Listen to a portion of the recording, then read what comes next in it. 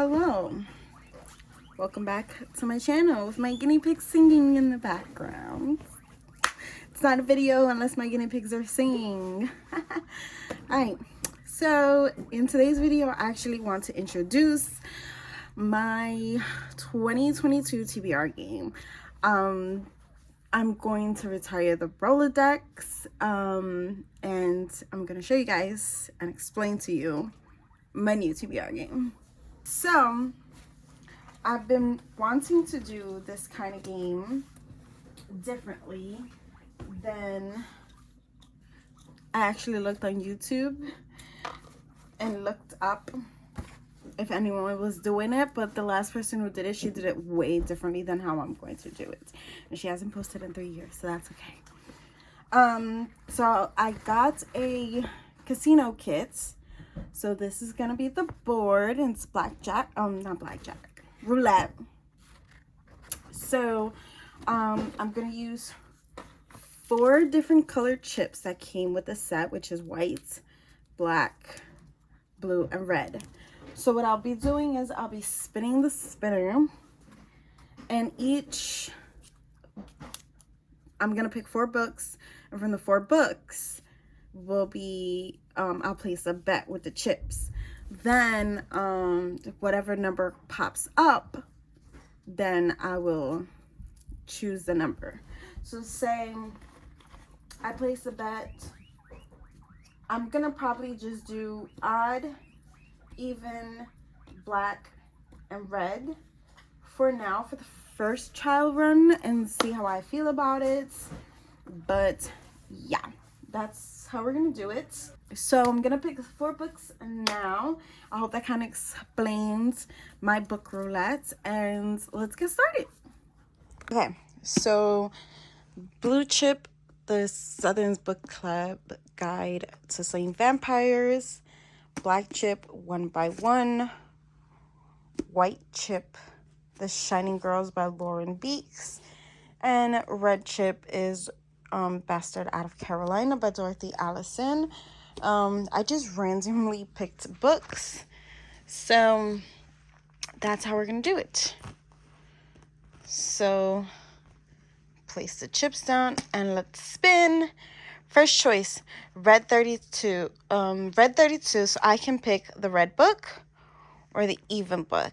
And I think I'm gonna go, the black chip. I think I'm gonna go with 1 by Run by Ruth Ware. So now I get to replace that book. I'm replacing it with The Whisper Network by Chandler Baker, and I'm actually leaving these 3. So I only replace the book that I end up choosing. Second row, 24 black. That's an even number. So we're gonna go with the Southern's Book Club Guide to Slaying Vampires by Grady Hendrix. Okay, now let's replace that book. So I end up picking Wintering, a novel of Sylvia Plath by Kate Moss. Something I've thrifted and it's backlisted. So now let's spin. Ooh, 8 black. So let's actually go with the black color. The Shining Girls by Lauren Beeks. And let's replace that book. I'll replace that book with A Stranger in the House by Shari LaPena. Now let's spin. Ooh, 1 red. That's an odd book. So I actually can pick up Dorothy Allison's Bastard Out of Carolina, and we'll replace that book, and actually that'll be the last spin. So for the red odd chip, it'll be Malice by Heather Walter. Okay, let's do the final spin. 8 black. So I don't know, should I do the even, Wintering? Should I do the Whisper Network? Or should I do a stranger in the house? I think I'm gonna go with the Blue Even, because it's number 8, and go with Wintering, a novel by Sylvia Plath and Kate Moses. So that's it. I'm actually going to take a picture of this so that these books can actually go into next month's spins. So now let's talk about the books. Wintering, a novel by Sylvia Plath and Kate Moses.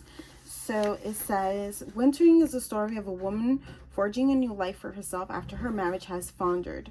She shuts up her beloved Devonshire house and makes a home for her 2 young children in London, elated at completing the collection of poems she foresees will make her name.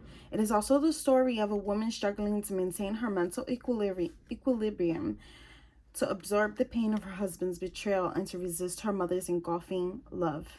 It is the story of Sylvia Plath. In this deeply felt novel, Kate Moses creates Sylvia Plath's last months, weaving in the background of her life before she met Ted Hughes through the disintegration of their relationship and the burst of creativity this triggered.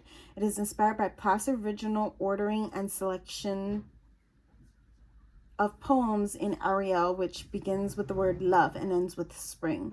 A mythical narrative of defiant survival, quite different from the chronological version edited by Hughes. And Wintering's heart, though, lie the 2 weeks in December when Plath finds herself still alone and grief-stricken, despite all her determined hope, with exceptional empathy and lyrical grace. Moses captures her poignant, unattainable, and courageous struggle to confront not only her future as a woman, an artist, and a mother, but the unbanished demons of her past. So, this looks really interesting, and it's actually only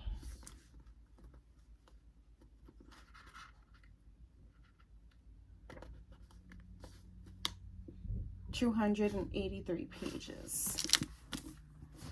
Next is a movie this book is a movie, and it actually touched my heart so much. So when I saw the book at the thrift store, I had to get it. And it's Dorothy Allison's Bastard Out of Carolina.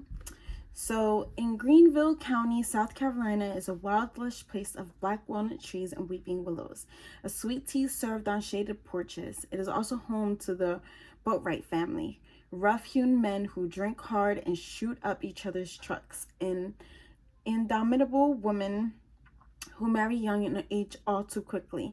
At the heart of this astonishing novel is Ruth Ann Boatwright, known simply as Bone, a South Carolina bastard with an annotated birth certificate to tell the tale. Observing everything with the merciless keen eye of a child, Bone finds herself caught in a family triangle that will test the loyalty of her mother, Annie. Her stepfather, Daddy Glenn, calls Bone cold as death, mean as a snake, and twice as twisted. Yet Annie needs Glenn, like a strong woman needs meat between her teeth. At first gentle with Bone, Daddy Glenn becomes steadily colder and more furious until his final harrowing encounter from which there can be no turning back. Written in a mesmerizing voice that mingles the languid rhythms of a country music and raw, unsparing descriptions of emotional, physical violence, with moving novel marks the emergence of an extraordinary gifted writer. So I already know this is going to make me cry, but it's okay. It's okay. Next is Shining Girls, another thrifted books by Lauren Beeks. And it says, Harpist Carter is a killer who stepped out of the past. Kirby Mazrachi is the girl who was never meant to have a future.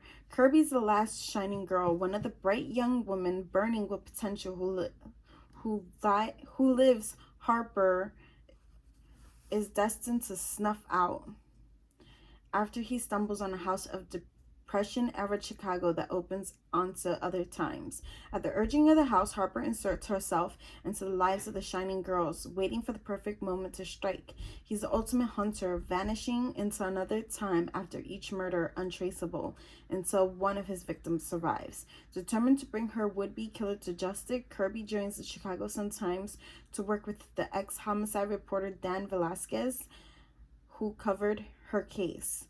Soon Kirby finds himself choosing in the impossible truth. So this looks amazing. And it has like a reading guide too, which is nice. And the font is really big.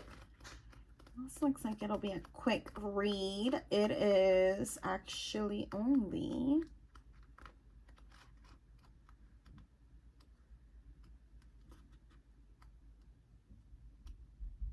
368 pages. But like the chapters are like really short. So yeah. This has been on my TBR so many times. So I definitely want to read it. The Southern's Book Club Guide to Slaying Vampires by Grady Hendrix. This was in my last TBR game when it used to be the Rolodex TBR game. To still have the prompt in there. But yeah, definitely need to read it. And next is One by One by Ruth Ware. This is actually a book of the month pick, and I'm trying to at least put one book of the month book into my TBR. And I'm a mood reader, which sucks having a TBR, but we're gonna get through this together.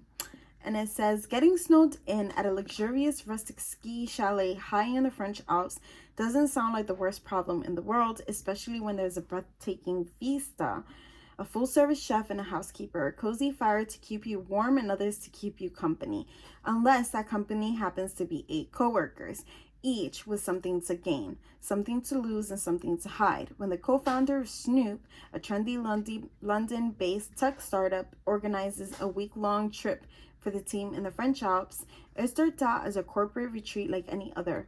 PowerPoint presentations and strategy sessions broken up by mandatory bonding on the slopes. But as soon as one shareholder appends the agenda by pushing a lucrative but contentious buyout offer, tensions simmer and loyalties are tested. The storm brewing inside the chalet is no match for the one brewing outside, however, and a devastating avalanche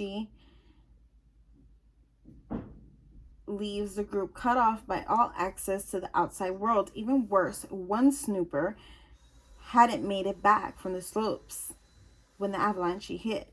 As each hour passes without any sign of rescue, panic mounts, the chalet grows colder, and the group dwindles further, one by one. And I like Ruth Ware's writing, so yeah, this is my stack. It's not that hefty. I think I can check through it. And if I can find one of these books on Scribd or Libby, then I will definitely be able to get through this TBR.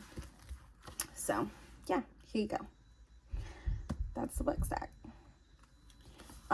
Let me know which of these books are you interested in me reading. I'm actually going to be bringing monthly wrap-ups back to my channel, so stay tuned. So yeah, that's it for this video. Don't forget to hit like, subscribe, and I'll see you on the flip side. Peace.